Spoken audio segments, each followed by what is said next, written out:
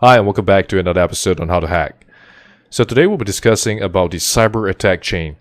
The reason why we have to understand about the cyber attack chain is because there are a lot of questions about what goes on in the penetration testing, how are security assessment being carried out, and the best way to actually describe that is to look at the cyber attack chain.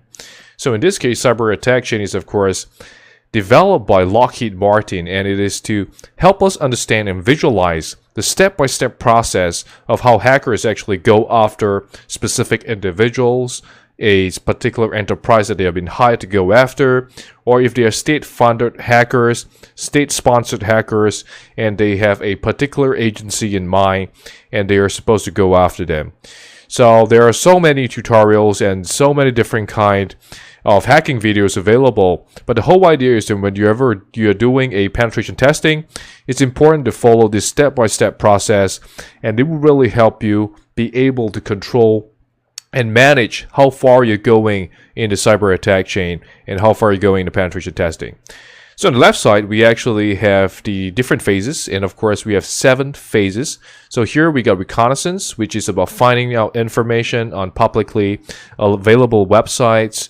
And of course, we have weaponization as number 2. So this is about how we can create the payload, whether it is a fully undetectable payload, a macro XL. It's about how we can weaponize it. And delivery, are we going to use a USB? Are we going to send a phishing email? Are we going to send an SMS? So again, those are the delivery mechanisms that we'll be using in terms of putting the weaponization or the weaponized payload into the system. And of course, we have our exploitation. So exploitation is a way for us to actually attack into the system. So it will execute the particular exploit that we have created in number 2, which is the weaponized payload. And number 5 is installation. So we'll install the malware into the system, into the mobile device, or any IT assets that we have our hand on. And this is when we go into number 6, where we have command and control. So whenever you're looking at the tutorials, you're looking at Metasploit framework as the command and control center to manage and control many of these devices. And of course, the final thing is on actions and objectives. So this is, what are we trying to accomplish? Have we achieved our goal? What was the goal? Was it for personal data? Was it for credit card information? Was it for financial data? Was it for state secrets? So again, all these are the things that we're looking at in terms of the cyber attack chain. So of course, why discuss the cybersecurity Q chain? So it's really important whether you're talking about the Q chain or cyber attack chain, because many enterprises or users can be victimized by many of these cyber breaches. And over here we can see the different companies that have been compromised. And again, it all follows the same steps. So if you read up about the hacks that have happened, you recognize that many of these hacks that have happened follow this specific step. So if you manage to get a detailed report on it, you'll be able to see how the hackers actually carry out the attack, and it is very similar to what you see in the cyber attack chain, all the cybersecurity Q chain.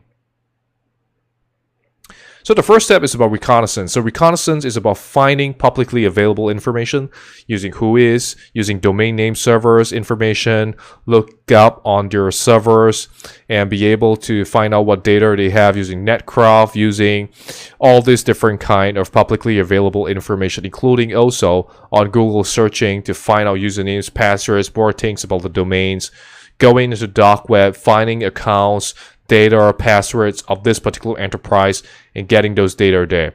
So again, the characteristics of this, it could range from minutes all the way to weeks and months trying to find out all this data.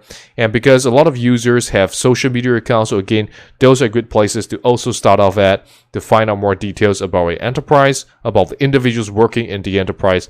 So this is what we call passive reconnaissance. We are trying to find out all publicly available information, not directly interacting with the enterprise. So do note on that.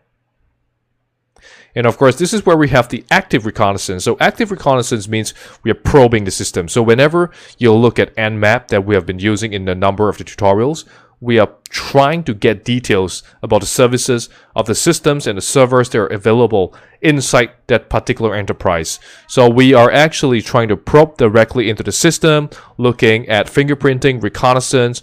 We are working and we are pinging the system to find out more details and data.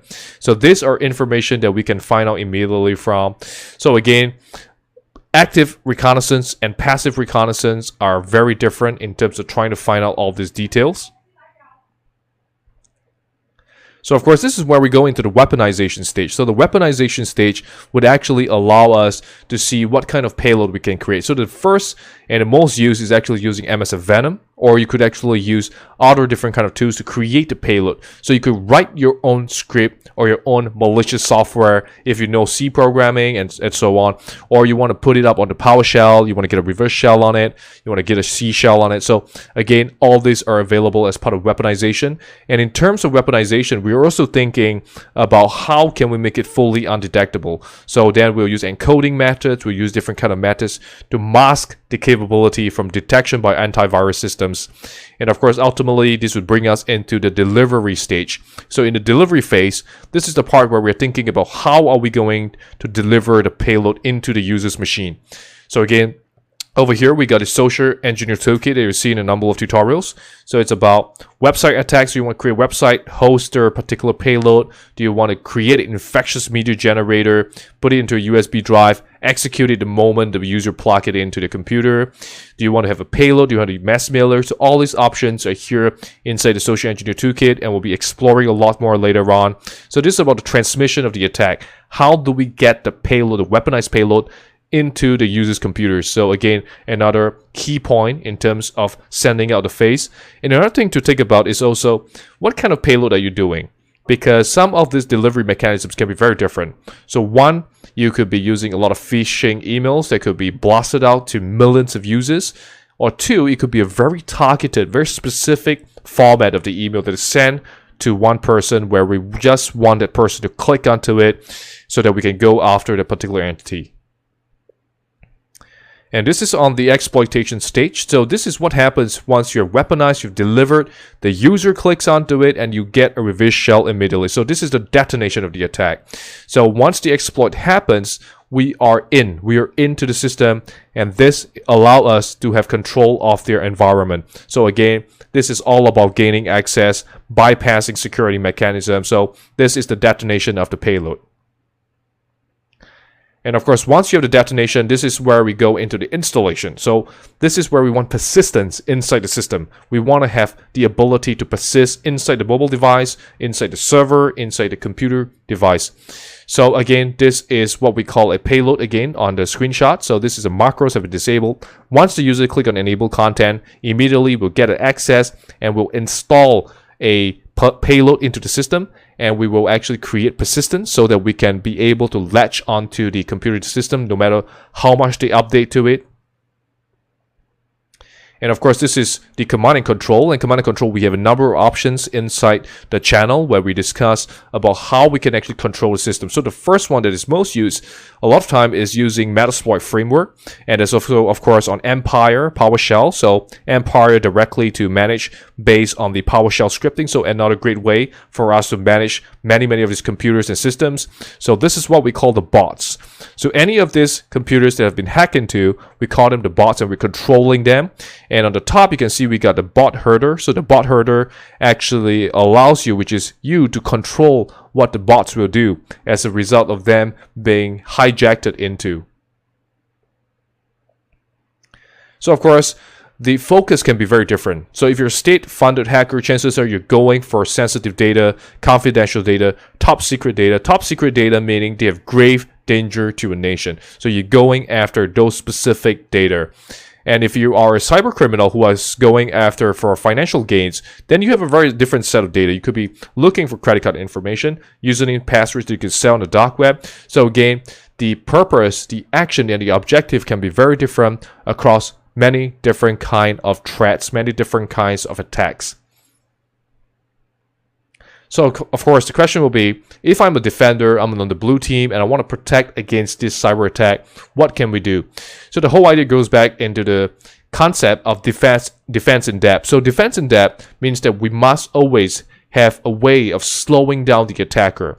So if a state-funded hacker, someone who is persistent in trying to get into your enterprise, getting your data, what we can do is to slow down the person as much as possible and keep changing the different kind of security mechanisms or countermeasures that we have in place that will take a very long time for the hacker to go after you. So If you're managing an enterprise, you may have thousands of computers, endpoints, servers, and so on.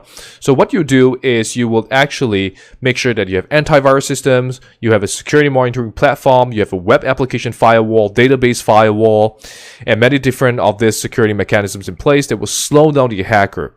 So if the hacker want to get into you through USB and you realize that all of your endpoints have USB disabled, then the hacker have to try something else in order to gain access into the system.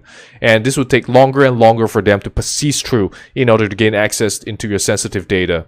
So defense in depth is going to be a great way for you to actually stop many of these potential threats. So of course, there are some potential flaws with the whole idea of the cyber attack chain. And of course, thinking about the cyber Q chain is that the hacker has to go through every of this single phase. But the reality is that that's not the case, because the hacker could perhaps be able to get all your usernames and passwords directly from publicly available information due to all the data breaches. And from there on, they could immediately get access into many of your accounts and credentials. So that could be a very quick way, because on point number 2, all 7 steps must be successful for a successful cyber attack to occur. But that's not always the case, because once you got usernames, once you got passwords, you could morph your attack into other ways or other objectives in order to gain other kind of sensitive data. So of course, on the final point, the defender has 7 opportunities to break the chain and minimize data exfiltration. So if you're playing blue team, again, you recognize that you do have the advantage if we are trying to conceptualize playing defense in terms of trying to stop the hacker from gaining full access or completing the full cyber attack chain.